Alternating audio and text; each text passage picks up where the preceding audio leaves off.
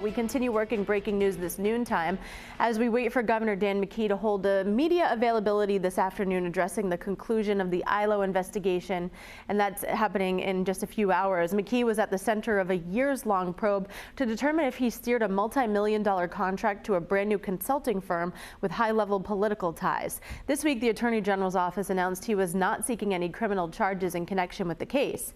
Target 12 investigator Alexandra Leslie is live at the State House in Providence after catching up with the governor this morning. Alex.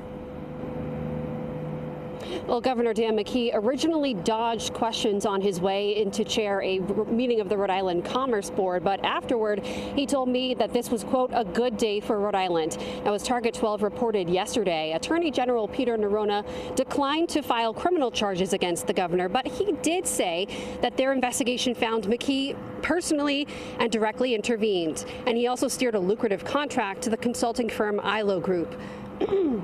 Law enforcement looked at whether McKee and his team violated bribery or campaign finance laws. That's in part because an ILO executive separately helped coordinate to pay $15,000 per month to a prominent political consulting firm, SKDK, to assist McKee with communications.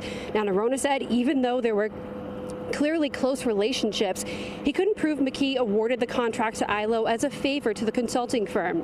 McKee canceled a previously scheduled live interview on 12 News at 4 yesterday, and he originally did not answer questions from 12 News this morning. Despite taking questions on the radio earlier in the day, he eventually stopped to talk after he left the Commerce meeting shortly before 10:30. Governor, do you feel vindicated by the conclusion of this investigation? Yeah, we'll talk about that at 3, but look, there's a good day for Rhode Island when, not only did the AG file that there would be no charges and also the U.S. Attorney. So I think that it's really important for the people in the state of Rhode Island because there was a cloud there and we've eliminated the cloud. And now we can continue to do the work we're doing for the people of the state of Rhode Island. Why didn't you talk to state investigators, though? We'll answer that question when you come, okay. when you're there at 3. Now, like the governor said, he will take more questions at 3 o'clock here at the State House. My colleague Tim White will be here to ask those questions.